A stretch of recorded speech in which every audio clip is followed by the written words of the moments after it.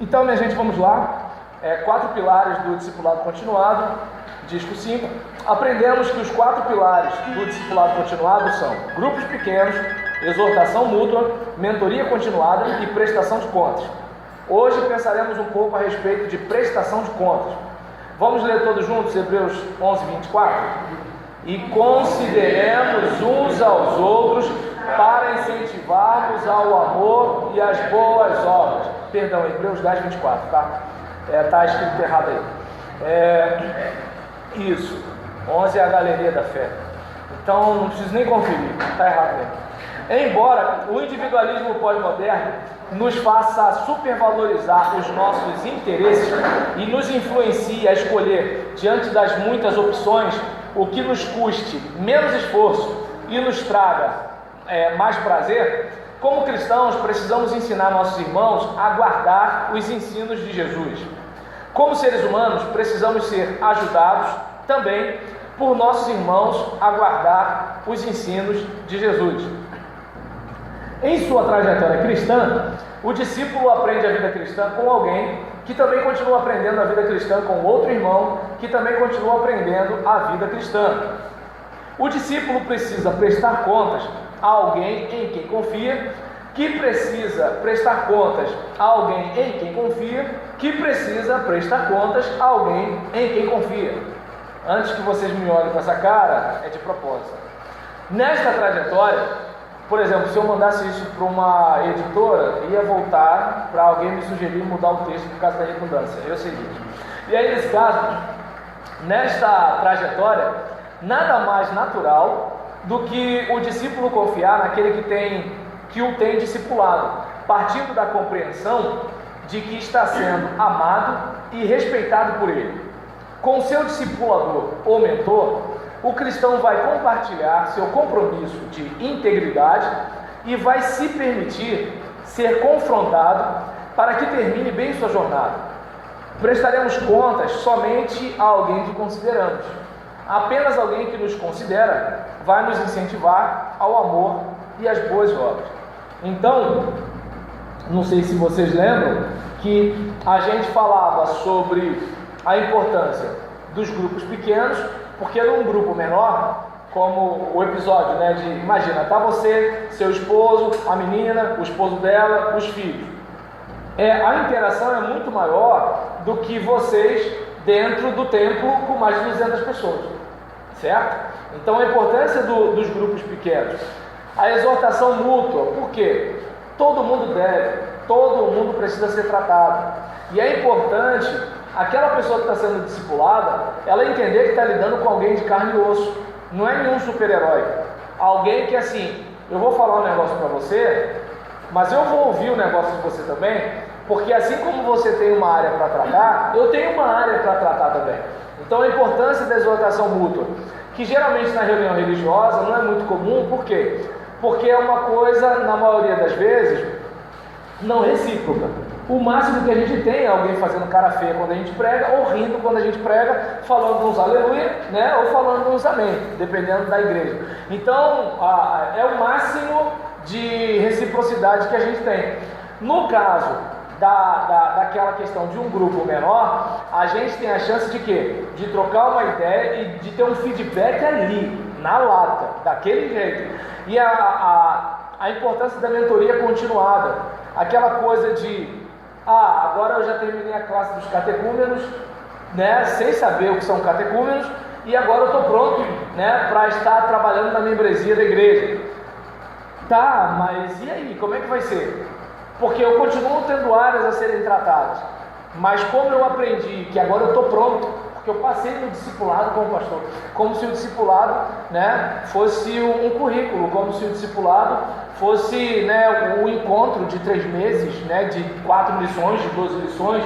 A gente muitas vezes confunde uma classe para batismo, uma classe para novos membros, ou uma classe de, sei lá, qualquer coisa, para dizer que aquilo é um discipulado, porque discipulado não é classe. Discipulado é o quê? É a atividade de você discipular alguém.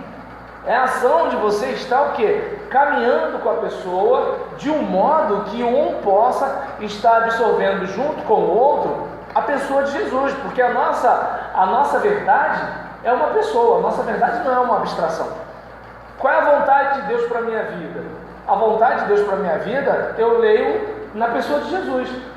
Porque é muito comum, principalmente nós, enquanto estudantes de teologia, dizermos Jesus é Deus. Mas Jesus é Deus não diz muito para a gente, porque Deus, de acordo com a teologia apofática, eu confundo com a catafática, né? E a teologia apofática, Deus é totalmente outro. Então, Deus é tudo aquilo que a nossa mente não compreende. Quando a gente fala Deus é Jesus, é diferente. Por quê? Porque o Deus encarnado já cabe na nossa mente. E qual foi a atitude do Deus encarnado em relação às crianças? Em relação aos traíras que estão junto com a gente, em nome de Jesus. Glória a Deus. Entendeu? Como é que a gente age, né, com a autoridade do pai e da mãe? Como é que a gente age desse jeito? Como é que a gente age com a autoridade política? Né? Por exemplo, tem uns crentes aí na internet que assim, não viram o diálogo de Jesus com Pilatos. Porque assim, Pilatos, na minha opinião, foi um covarde, né? Como bom político, preocupado com o apoio popular. E Jesus fala o que para ele? Você não teria autoridade se do céu não fosse dado. Ou seja, Jesus reconheceu a autoridade de Pilatos. E os crentes aí, meia boca, tá entendendo? Uns fedorentos, não respeita a autoridade pelo fato de dizer, ele não me representa. No caso de Jesus, não era democracia, era uma dominação. O país dele era dominado pelo outro país. Eles não eram coisa nenhuma, porque ali a nata era ser cidadão romano. E aí, diante de uma situação daquela, né, por exemplo, eu consigo entender os zelotes. Eu consigo entender, já falava sobre as seitas judaicas, os essênios, né, de onde se pressupõe que Jesus ou João Batista pertencia a essa categoria. Os herodianos, é lícito dar tributo a César, que aí se Jesus chega e fala não é, Jesus é subversivo. Jesus está contra o seu povo, né? Aí Jesus fala, né, tem aquela tirada boa, né, que a gente pode aprender para a próxima reunião de obreiros, né? Quando vier pegar os, né, aí faz uma matriz no seu quadrado. E aí nesse caso, tem gente que é ruim, né? Aí nesse caso, a Bíblia diz que o coração do homem é enganoso e perverso, né? Então, se eu já faço maldade comigo, imagina quem não é eu. E então, em relação a isso, por exemplo, tem os herodianos, tem os essênios, já falei aqui. Os zelotes eram tipo o movimento revolucionário, né? Então, enquanto, por exemplo, os herodianos poderiam ser aquilo que a gente chama de direita, os zelotes seriam aquilo que a gente chama de esquerda, ou seja, a gente vai tentar, se não for na Bíblia, vai ser na bala. Tô brincando, né? Mas assim, é uma coisa do tipo, a gente tem que resolver isso, nem que seja na luta armada. Herodianos, essênios, zelotes, fariseus, né, que era aquela linha mais teológica, saduceus, que era a linha mais sacerdotal. Deixa eu ver, está faltando quem? Essênios, zelotes, saduceus, fariseus, herodianos. Não, já fechou. E aí, por que eu entrei nisso? Foi quando eu falei dos zelotes, não foi? Ah, beleza. É que, graças a Deus, na linguagem gestual, a cara de vocês mostrou que assim, mas eu pensei que vocês já estavam, desculpa. E aí, em relação a isso, o que acontece? A gente, por exemplo, precisa ter em mente aquela ideia de que assim, o cara subversivo, você até entende. Poxa, ele está oprimindo o meu povo. Daí onde dá para entender o zelote. Entretanto, essa não era a postura de Jesus, que falava, meu reino não é desse mundo. Então, por exemplo, se tem um negócio que me corta o coração, é quando eu vejo a polarização entre dois crentes por causa do negócio de Haddad e Bolsonaro. Não pelo fato de eu defender um lado ou outro, eu tenho meu posicionamento. Eu só não consigo entender como é que uma aliança pelo sangue de Jesus consegue ser maculada por uma divergência e uma polarização. Eu não consigo entender isso, né? E assim, a ponto da gente, assim, a gente como irmão se ofender, se acusar, se atacar. E eu penso assim, caramba, eu não vejo essa energia pelo Evangelho. Não vejo. mas eu vejo essa energia por causa dessas coisas, né? Então, eu, por exemplo, no ano passado, eu deixei a minha igreja meio chateada, porque eu falava: ah, Senhor, me dá gente igual esses militantes aí do Bolsonaro e do Haddad, pro reino de Deus, porque gente assim, a gente ia ganhar esse bairro numa semana. É tanta postagem, é tanto isso, é tanto aquilo outro, é uma paixão desesperada por gente que, assim, não são salvadores, não são perfeitos. Aí você vê que, por exemplo, vez por outra sempre aparece alguma coisa, e quando é pelo Evangelho, tô tão cansado, a gente tem tanto problema, né? Tu passa ali na praça da prefeitura, tá todo mundo lá no funk, no pagode, meio de semana, numa tranquilidade. Aí aquele cara se converte, deu 9 horas, baixa o espírito, né, das 9 horas, aí aquele espírito começa a ficar manifestando, e a pessoa tem que ir embora. E aí você, por exemplo, vai na feira de São Cristóvão, aí você vê lá as velhinhas com 80 anos, aí acontece, a dona com 50 anos na igreja, não tem pique, a dona com 80 lá na feira de São Cristóvão, tá lá dançando com o velhinho, tá entendendo? Se bobear, rola um Viagra, aí tu olha pro negócio desse, aí eu fico pensando assim, meu Deus do céu, por que quando a gente se converte a coisa fica desse jeito? Entende? Então, por exemplo, já te vi, sabe? Aí o que acontece? Diante desse, só não esquece, diante desse lance, eu não sei se dá para perceber o seguinte, que é importante a gente ter aquela ideia, à luz da pessoa de Jesus, né, como é que a gente vive a vida diária. Porque o problema é que, assim, parece que existe o planeta igreja, né, onde a gente, em vez de xingar a pessoa, a gente ri para ela e chama de amado. Né? Mais ou menos assim. E isso aí digamos, quando a gente está meio bronqueado com o irmão, a gente não se dirige a ele pelo nome, a gente fala irmão. Então assim, Paulo, estou mordido com Paulo, então o irmão, né? E aí assim, sabe, aí o que acontece? Esse tipo de coisa cristianizada, de uma vida que, assim, parece que não está sendo no segmento de Jesus.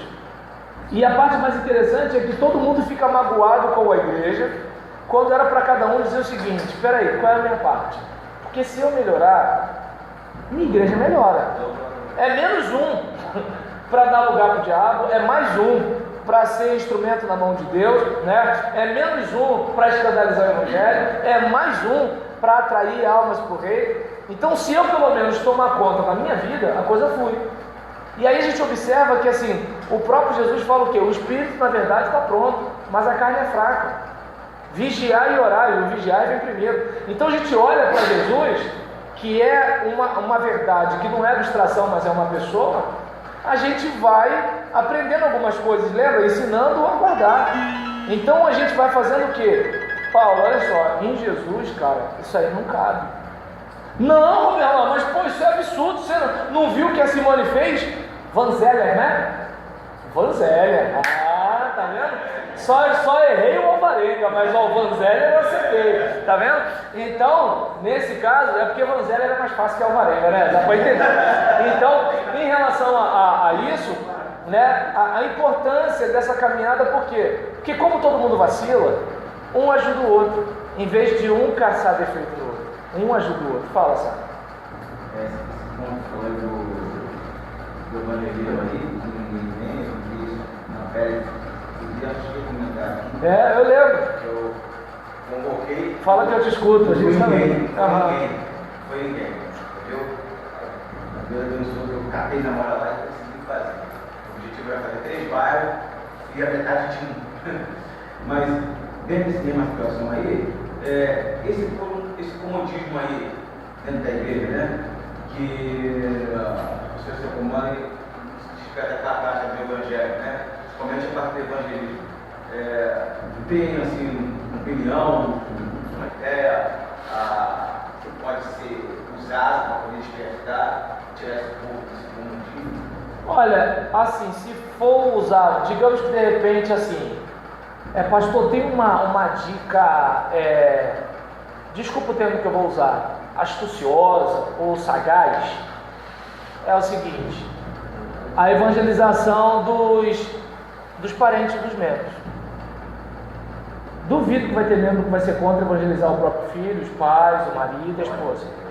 Se começar por aí, porque são almas também, precisam de salvação também. Então assim, você não está fazendo uma coisa errada, né? Você está evangelizando, só que está pegando esse caminho. A parte chata é que assim, vai chegar uma hora que você vai ter que dizer, olha, aquelas outras pessoas lá fora também têm pai e têm mãe. Aquelas pessoas lá fora também são alvo do amor de Deus. Assim como você quer que seu filho largue a maconha, tem uma outra mãe lá chorando, querendo que o filho largue a maconha. Então, assim como você gostaria que eu estivesse evangelizando seu filho, né, eu imagino que a outra mãe ali gostaria que você estivesse evangelizando o filho dela. Claro que se você disser isso na hora, alguém vai pedir a tua cabeça para o pastor, vão te cortar do evangelismo, tu vai perder casa e vai para o banco. Mas assim, então, obviamente que assim, até porque existe a questão da desconstrução, né? Não, aquele irmão sabe, é muito mitidinho, é muito não sei o que lá, não sei o que, então, aí, até o senhor ele falou. Então, o que acontece? Infelizmente rola essas coisas, né? O ser humano não é bom, né? A gente precisa andar no espírito para não satisfazer as concupiscências da carne. Agora, essa foi a recomendação sagaz e astuciosa. Agora, vamos para aquela romântica, de quem acredita que a coisa pode ser diferente. Dá uma sacudida na igreja, né? E aí o que acontece? Vai pregar? Sempre que o pastor der a oportunidade para pregar, vamos pregar sobre a caminhada de Jesus anunciando o Evangelho do Reino. Entende? Assim, se o pastor fizesse direto, vai dar ruim para ele, e aí Roberto Justo vai dizer para ele, né? Você está demitido. Mas agora, o membro não prega sempre. Então ele vai uma vez ou outra, e vai, e tal, aquela coisa todinha. Pode ter uma pessoa ou outra que não goste? Pode. Mas o que a Rede Globo fez com a cabeça de boa parte dos nossos crentes? Gota d'água. Entendeu? Há um tempo atrás, não era nem só o crente, até alguém que não fosse crente, se falasse que ia ter beijo lésbico, a sociedade caía de maneira em cima. Depois de tantas doses homeopáticas, chegamos ao ponto de ter gente aí até compartilhando no WhatsApp beijo gay, beijo lésbico. Olha quanta iniquidade. Eu perguntei, eu quero que alguém me mostre isso. Entende? Então a gente está desse jeito, né? Agora pergunta se a pessoa pode compartilhar o versículo bíblico que o pastor pregou na igreja do domingo. Então, eu não sei se dá para perceber. Essa parte romântica, por que eu falo romântica? Porque é o seguinte, tem que ser profeta, né? Porque para meter as caras tem que ser profeta. Porque o que acontece? Infelizmente, você, quando incomoda o acomodado fica chateado, ele reage. Entende? E assim, esse caminho é muito mais espinhoso do que o outro. O outro, ainda mais se o parente se converter então, a pessoa vai te pegar no colo, vai aquele monte de coisa. E de repente até amacia para lá na frente você falar assim, fulano, agora eu preciso da sua ajuda. Assim como foi bênção nesse seu caso, tem outras famílias precisando de bênção. Nessa outra situação é o seguinte, vai ter aquele que vai à frente chorando quando você fizer o apelo. Mas também vai ter aquele que talvez fale assim, pastor, o Simon está pegando pesado com a igreja. Né? Assim, poxa, ele vai ficar exortando a igreja, porque na cabeça do povo exortar não é encorajar não. Né? Exortar é espinafrar. Né? E aí o que acontece? Ele vai ficar exortando a igreja, né? Nem o pastor fala pra gente fazer isso, fazer aquilo, tal. Nossa igreja está cheia de problemas, a gente vai ficar indo pra rua, né? Então a gente já não ajuda missões, a gente já não vai para outro estado, já não vai para outro país, a gente já está fazendo, né? A gente já não convida a gente para vir para o culto. Então o que acontece? Infelizmente há o desgaste. Mas é aquele caso, né, rapaz? Assim, Jesus falou que a porta seria estreita. Quem não quer a porta estreita não está seguindo Jesus, entendeu? É como eu costumo falar para algumas pessoas, né? Olha, os meus irmãos são aqueles que foram salvos pela graça. E quando eu falo de salvos pela graça, não são aquelas pessoas que fazem algo para ser salvo, mas elas têm dentro de si, né, um apelo, né, um desejo, um ardor, justamente porque elas foram salvas pela graça, como assim, que darei eu ao Senhor por tudo aquilo que tem feito por mim? Porque se eu tenho uma família, se eu tenho um casamento, se eu sou um chefe de família, eu devo o Evangelho. E tem um monte de gente que está com a vida toda arrebentada porque não conhece o Evangelho. E aí, diga-se de passagem, qual é a parte complicada? muitas pessoas que estão dentro dos nossos templos, cantando os louvores que tocam na rádio, também precisam ser evangelizadas. Porque muitas não acreditam na salvação pela graça, né? Umas não acreditam na salvação pela graça, e outras, ainda por cima, acreditam tanto que confundem salvação com safadeza. Como assim? Já que eu estou salvo, então, enquanto tem aquele que quer comprar o céu, tem aquele que assim, Jesus já pagou. Entendeu? E então eu entendo que são duas pessoas que precisam ser evangelizadas, embora sejam religiosas. Pois não, Leandro? Sobre essa questão, acho que surgiu pelo mesmo, eu tive uma experiência de um ano para cá, eu comecei a da igreja e um casal, eu disse, pô, eu quero fazer parte do ministério. Porque parece uma pessoa tinha 20 anos para fazer da igreja. E nunca tinha trabalhado na igreja e tal. E nós fizemos a cantina para fomentar uma verba para o nosso ministério. Aí o pastor falou assim, olha, nunca para essa pessoa, nunca diz não, porque eles ficaram impressionados essas pessoas trabalhando dentro da igreja. Eu fiz um trabalho com ela, praticamente discipulado, e conversando com ela, falando para ela, olha, vocês têm potencial, vejo o potencial de vocês precisam sair desse sedentarismo espiritual, e hoje são pessoas que mais trabalham dentro do ministério. Por que eu falo isso? Porque nós estamos dentro da igreja hoje, mas só que nós não temos uma novidade de vida. E as pessoas lá no mundo não veem isso, não vê essa novidade de vida que nós temos. E quando a gente prega, eles tentam casar. Peraí, a palavra não está batendo. E eu, nesse último mês, eu peguei a cantina 2 vezes de fazer igreja, uma coisa que não acontece. E por incrível que pareça, tem irmãos que pegam fiado e não te pagam. Ninguém que veio te pagar.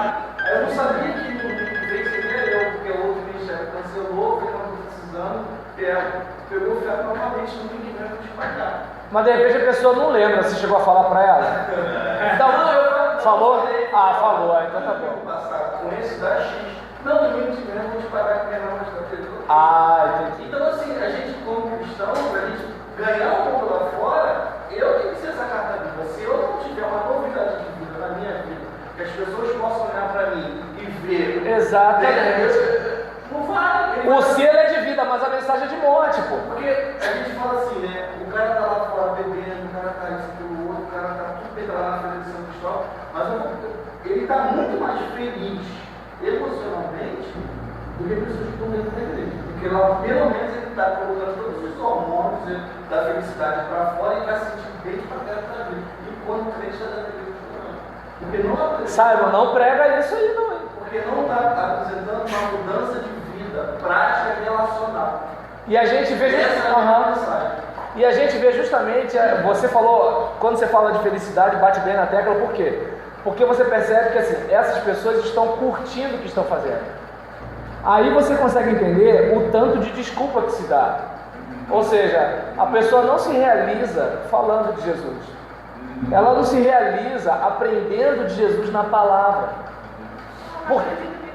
Está dando para entender? Porque é o seguinte, quando eu vou para a minha igreja de manhã, eu moro em Olavo Bilac, moro perto de um lugar chamado Os 12 Campos. E o que acontece? 7 horas da manhã já está cheio de carro lá estacionado para os caras irem jogar bola. Mas a gente não trabalha durante a semana? Entende? Aí o que acontece? Você, por exemplo, olha para uma situação dessa e fala assim, por que o cara está fazendo isso? Porque aquilo é uma paixão para ele. Então, pensa comigo, o que faz você chegar aqui e ficar das 7 às 10? Entende? É um interesse. Agora, quando você, por exemplo, não move uma palha por um negócio, você pode até não admitir porque dói, mas é o seguinte, olha, não está na tua agenda. Agora eu não lembro onde que eu li do Rick Warren dizendo o seguinte, ele até falava, olha para a sua agenda e olha para o canhoto do cheque ou extrato bancário, né? Uma dessas duas coisas que ele falou, porque o texto é antigo, e aí ele falou, olha para isso daí, ali que está a sua prioridade. Onde você gasta mais dinheiro? Onde você gasta mais tempo? Acabou. Você pode falar qualquer coisa, mas é o seguinte, é ali. Porque se você morresse hoje, onde você investiu mais? Obrigado, Rebeca, esqueci da energia. Né? Porque se você pegou, digamos, se você dorme pouco, o corpo está meio ali derrubado, mas você foi para a zumba. O corpo está meio derrubado, mas você foi para a praia. O corpo está meio derrubado, mas você foi para não sei o que lá. Você vai ter que trabalhar segunda-feira, mas você foi para o Maracanã. Ou seja, você sabe que está puxando do corpo, você sabe que amanhã tu vai estar um bagaço, mas você faz. Por quê? Porque aquele momento é importante. Como o Leandro falou, você vai liberar os hormônios, você vai ficar ok, você vai voltar assim, derrubado, mas feliz. Agora, você vai para a casa do Senhor, para a maior escola do mundo, que nem você diz. Você vai abrir a santa, inerrante palavra de Deus, como você diz. A sua regra de fé e de prática, como você diz. Mas assim, como você está sempre cansado, sempre com dificuldade, sempre com problema, você nunca vai. Né? E aí uma hora o filho percebe assim, eu não estou entendendo, meu pai vive dizendo que a escola bíblica é a maior escola do mundo, mas assim, ele sempre manda eu sozinho, é sempre a irmã Gomecita que me leva e tal. Aí chega um dia que esse filho assim, ele não está batendo a informação. Eu vou fazer o que o meu pai não diz que é importante, mas que eu vejo que para ele é importante. Né? Então é um negócio para se pensar.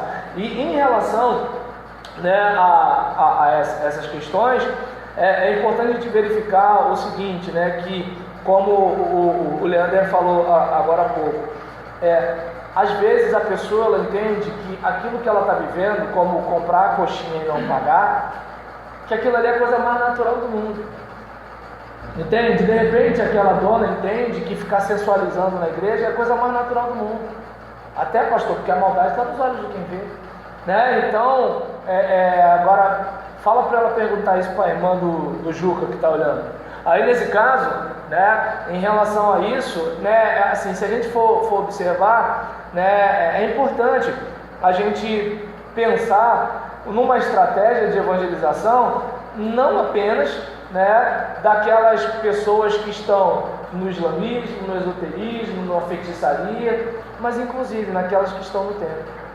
Porque às vezes tem situações que a gente aqui abriu o coração semana passada, mas que não sei se já consideraram, que pode ser a questão da imaturidade, mas pode ser também a questão de alguém ter uma religião e não ter sido convertido.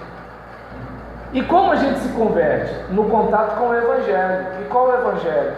Jesus veio a esse mundo para pagar a nossa dívida e nos dar uma nova vida. Se não há nova vida, se eu que estou comprando o céu com o meu esforço, se a dívida não foi paga por ele, não tem salvação, não tem vida eterna. Ninguém vai para o céu ajudando a Deus para chegar lá. E ninguém vai para o céu, né, por exemplo, eu recebi Jesus como meu Salvador, estou tranquilo, estou salvo pela graça, vou viver. Não, você quer agradar aquele que te salvou. O cara que não quer agradar o seu Salvador, ele tem que se perguntar se ele realmente foi salvo. Porque o Espírito que está nele clama Abba Pai. Pensa numa criança no berço querendo o seu colo. Esses somos nós, se nós nos convertermos. Abba Pai, fala. Acredito que nós estamos estudando para nos dar uma ferramenta de auxílio para entender o seguinte. Mateus 6, 33 diz que onde estiver o seu tesouro, aí estará o seu coração. Acho que a dificuldade hoje de estudar essa apostila, fazendo isso discipulado continuar, é despertar a pessoa justamente isso assim, aonde o seu tesouro estiver, aí vai estar o seu coração. Como o pastor citou aí, pode estar no Maracanã, pode estar na Feira do São Cristóvão, pode estar em outro lugar, pode estar na EBD. Tem pessoas que se você... Que é apaixonado, né? Tem pessoas que você fala assim, domingo nós não vamos fazer no EBD, o cara só pode soltar porque não pode voltar no EBD. Mas, assim, acho que isso aqui vai dar ferramenta para... Vendo a particularidade de cada um, identifica assim, seu coração está aqui, traz para cá. Seu tesouro é esse daqui, traz para cá. Entendeu? Porque muitos nós sabemos, se converter, a missão da igreja, pegar o evangelho, evangelizar assim. Está na cabeça, todo mundo sabe. Isso, mas como eu falei para o Simon, tem aquele que você evangelista nato. Aí já é dom, né? Não é todo mundo, a gente até E entende. aqui a gente começa a trabalhar. Mas essa questão, assim, você falou muito comigo, não pega essa pergunta que o pastor fez, a respeito da agenda e do evangelho. Essa pergunta, essa indagação que você pode levar para a igreja, levar os irmãos. Aonde está seu coração? Medita uma semana, onde está seu coração? Mas E aí, para a gente fechar essa parte aqui, só para a gente focar no seguinte: entenda a importância do discipulado. Alguém que você adotou, alguém que te respeita como irmão, alguém que dá abertura para ser ministrado pela palavra, com essa pessoa dá para você ter o papo reto, sabe? Porque é um discípulo. Agora, por exemplo, o frequentador da igreja, primeiro que ele vai pensar assim: quem é o Simon para falar isso para mim? Está dando para entender? Então, daí a importância de nós discipularmos pessoas. Por quê? Porque a gente vive uma situação de crentes clientes, e crentes clientes exigem seus direitos. Só que qual é o problema? O problema dos direitos do crente cliente é porque ele quer que o outro crente o atenda. E aí não dá, porque senão vai esgotar o recurso. Imagina, tem 3 para servir e 200 para consumir. Não dá, a conta não vai fechar. Só tem como fechar a conta se um servir o outro. Agora, se ficar 200 ali esperando e 3 ver cantina, secretaria, não sei o que lá, e eu só estou ali no incender, Senhor, a sua noiva, e ele vem saltando, não, isso aqui é seus cabelos, né? E ele vem saltando pelos montes, né? Então não dá. É importante a gente pensar nisso. Então vamos para tarefas para casa, hein? E não sei se vocês repararam que o tio é chato, né? O tio é chato, o tio sufoca. Vocês podem até dizer que não faz, mas eu continuo sufocando. Vai. Trabalho de mãe, entendeu? Ô bicho chato, manja. Dom de evangelista. A pessoa que tem esse dom de evangelista, ela está lidando com pessoas que não têm esse dom, certo? É possível, com esse dom de evangelista, você trabalhar com essa pessoa, ou você só procura pessoas que têm esse dom de trabalhar? Justamente tem que misturar, justamente o contrário. Por exemplo, o pastor só vai trabalhar com pastores? Ou ele vai trabalhar também com aqueles que não são pastores? O profeta vai lidar apenas com os profetas? Entende? O que acontece é o seguinte: o evangelista, ele é aquele cara como assim, peixe na água. Tudo com ele flui. E aí o que acontece?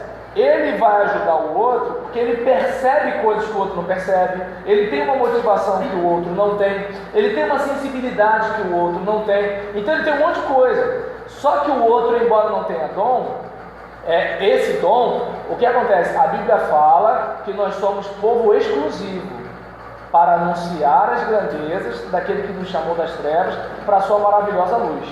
A irmã que serve a coxinha na cantina, dependendo do modo que ela trata aquele visitante que veio comprar o salgado, ela pode estar anunciando a grandeza de Deus no modo que for tratar.